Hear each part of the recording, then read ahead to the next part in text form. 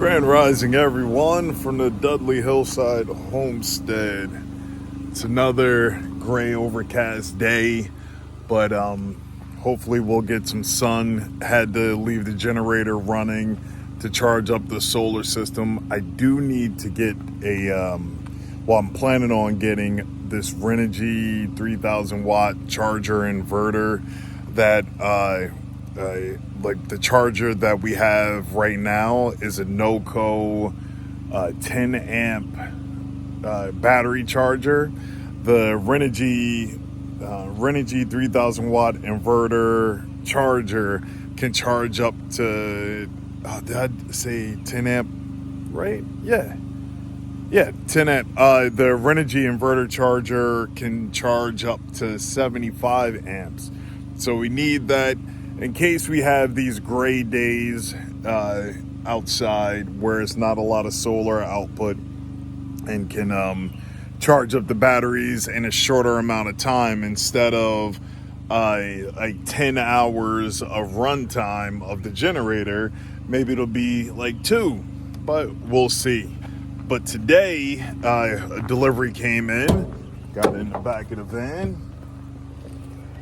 These 2 boxes here, this mini split set up, so I'm gonna open it up, check and see if we have everything inside. It's you see it right there, a 12,000 BTU mini split inverter with the heat pump, and it's runs off of 115 volts. So gonna open everything up, check inside, make sure we have everything. And one of my brothers that's going to drive down from up north, he's going to help me install this thing. So we'll see where we get and what we got.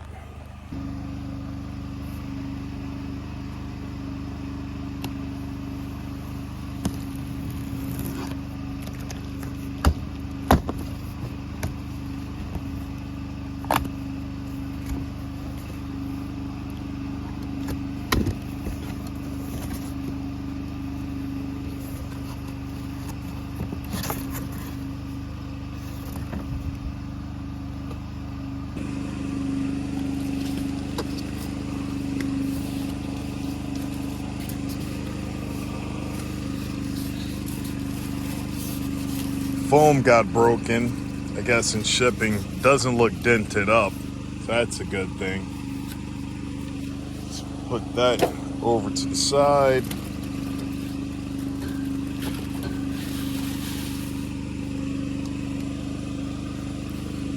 Line set.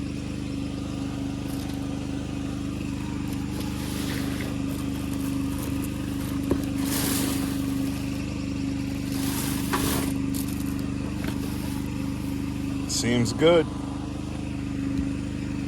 You want it higher up towards the window too? I guess so. I guess that'll be It'll the be smarter better, move. Yeah. The higher up you get it. Yep. It'll be fine. The ceiling's so short in here. Right. I don't think it'll matter much at all, but yeah. That'll be good. Cool. And Wow. then just show me outside where you want to set it. All right. Outside unit. Okay. Oh, yeah, that's the little milk dud puppies. And all they will do is just come and nuzzle you and start to scratch at you, but no barking, no aggression, or anything like that. This is where it's going to come out right here. Right here. Yeah. And for mounting, I'm thinking just a pallet, and then I make a pallet cage out of it. Yeah, that'll be fine. Yep. We just got to make sure we get it level. Okay. It's got to be level before we put it on there. Sorry, pup. And yeah. Okay. You can set it on whatever you want, and then later on too, you need to get it, put it on something more permanent or something like that. We can move it later if you got Okay. Well, our brother Jason is here to help out get this mini split installed. And he has his puppy Daisy, but she's in the Jeep. And Milk Dud and her puppies are all around doing their thing, as you can see. So, all right, now looking at things, Going to use a pallet to get things, well, actually to mount the mini split on. Hey puppies. But I'm going to use some of these big rocks right here to get everything level, and then after it's leveled out, I will put pallets all around this so nothing knocks it over or anything like that.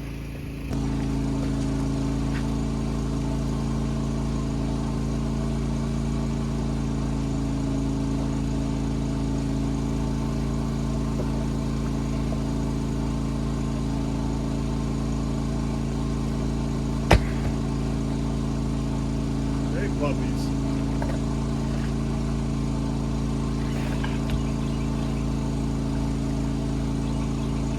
How much higher?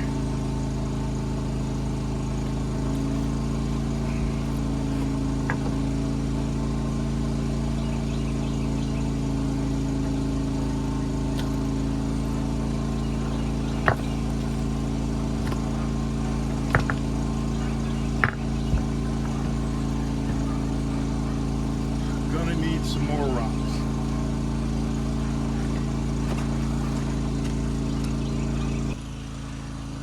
Yeah, And I don't mind. cool. And out of his little Jeep, all of these magical tools appear, including the fold-up table, which is awesome. I need to get one of those. Where is that from? Rob gave that to me. Oh, really? Yeah. Oh, so it was a hand-me-down. Yeah, he got that from because he worked UPS in California. Oh, okay. Oh, that was a fall off the truck discount? I think it was either that or it was like one of those, lame gifts they give to employees, Gotcha. There's a... Like, oh, you've been working here for 25 years. You can get a table, a beer koozie, or... I will give you a slap on the ass, too. Oh, nice. Good game. All right. Oh, that's the mounting plate. I've watched hundreds of videos on what to do and all that stuff. Each one of these units is slightly different. Some are a little more friendly. I'm always very hopeful whenever they include the diagram. Oh, yeah, on how to mount it. Yeah, that will save you probably 20 minutes right there. Awesome. Now, see, I was wondering about this, if the stuff could come out the side or if it had to go straight back. So you can, yeah. You can either make your connections behind here. Right. And then you can access them from the inside. But that becomes difficult because of you're making a 90-degree bend in the pipes. So right. You really don't get much access. Okay. You've got a thin wall like this, you can turn them straight out. And just go straight up. Connections, yeah. And so if you have a problem, you can access them out here. Oh, okay. Yeah, that the initial plan was mount it in up high, either take out the cabinet inside and either have the line go straight down or come across the door that we don't use and straight out, and it would have came out in this corner right here. I got you. Yeah. But I think this is a good spot. It's much better. Yeah.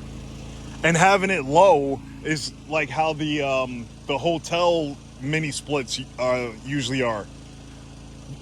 The only difference is those are a front return and a top discharge, and this discharge is on the bottom. Right.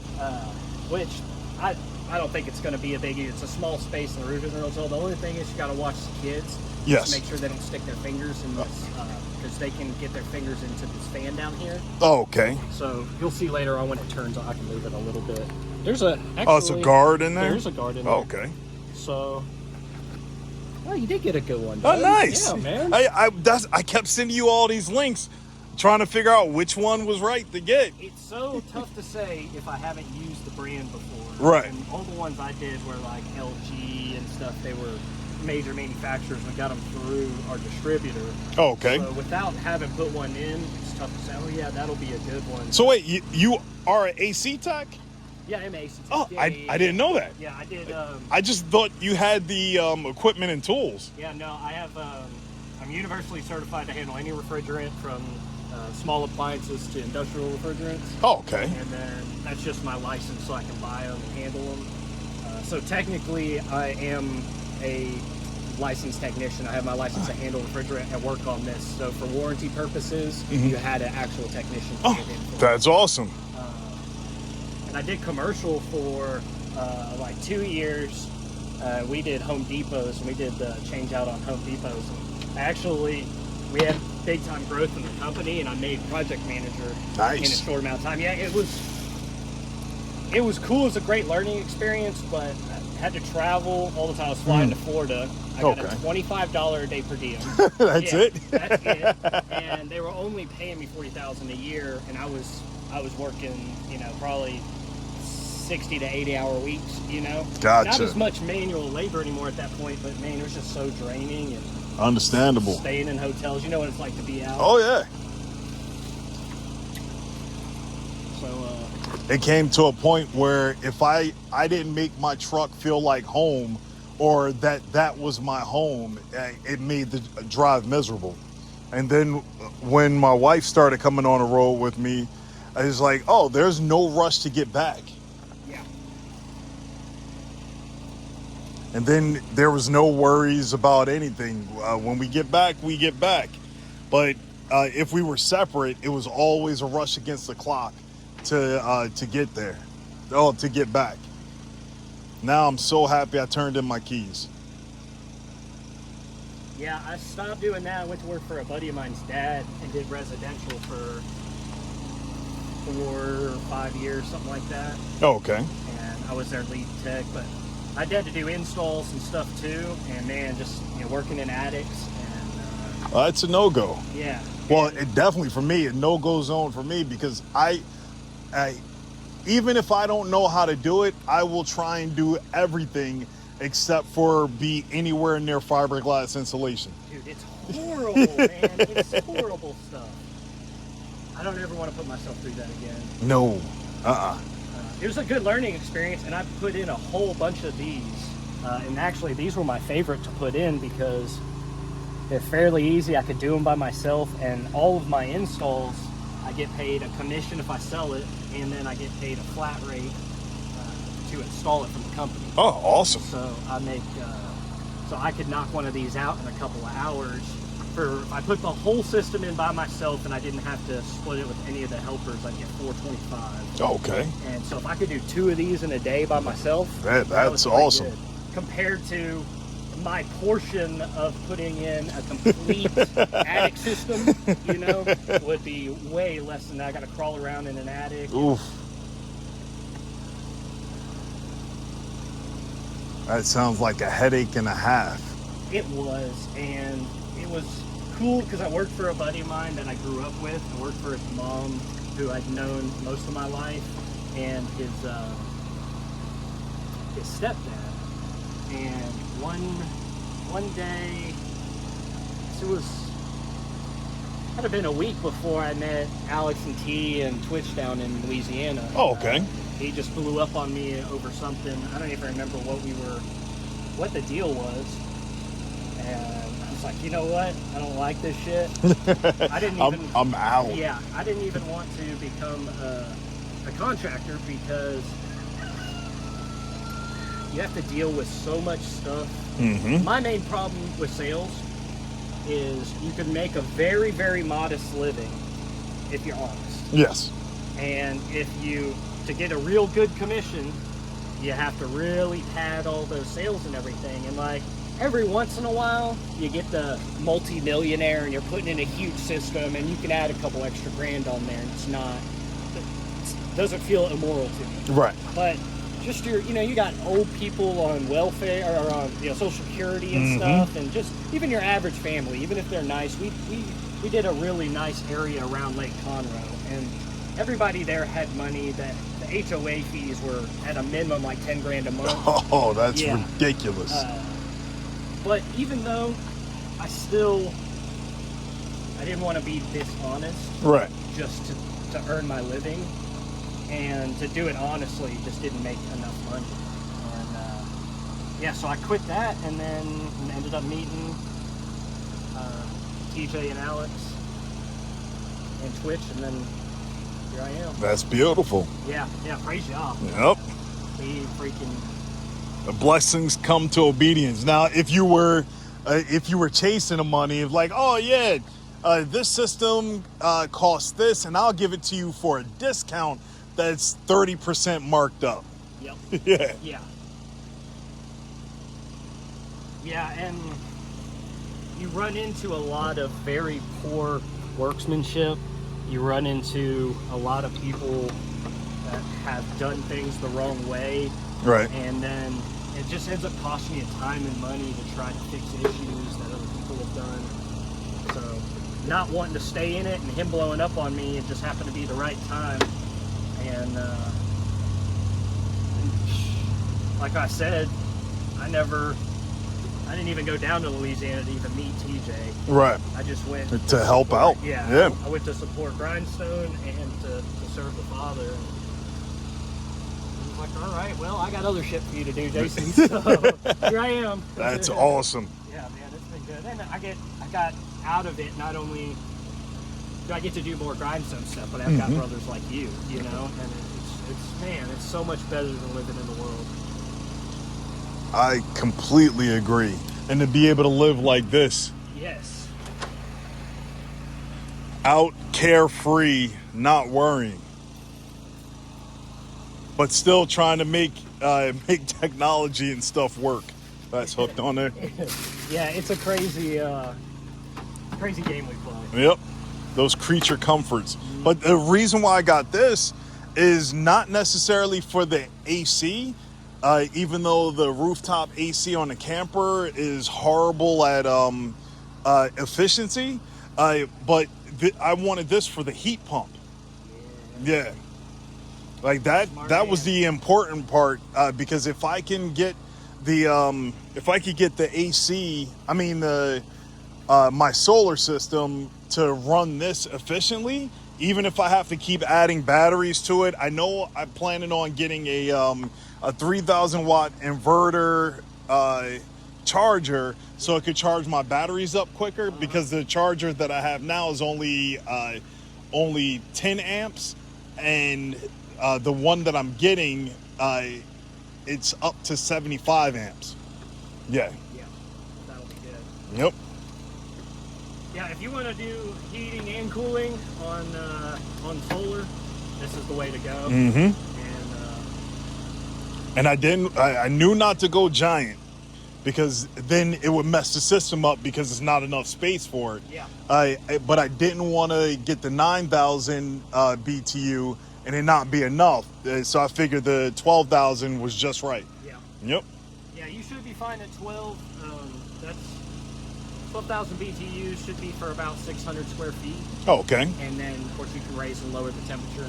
Awesome. Now, that's not taking into consideration height of the ceilings necessarily, or insulation values, right, and stuff like that. I mean, here in a camp, you have like the worst scenario for insulation. I'm right in the same boat with you. You know, right. But that's why my failed attempt here with the skirting that I'm going to redo with those snaps that I told you about. When we had skirting up, when we were at Bear Camp, that made a world of difference from the year before in winter. Did it? Yeah. Yep. Like that paint foam that you saw up the hill, but I want to put this vinyl up first because it's heavy vinyl, and having that wrapped all around, it'll be a windbreak, and since it's heavy vinyl, it'll hold temperature under the camper real good. Starting to tape already.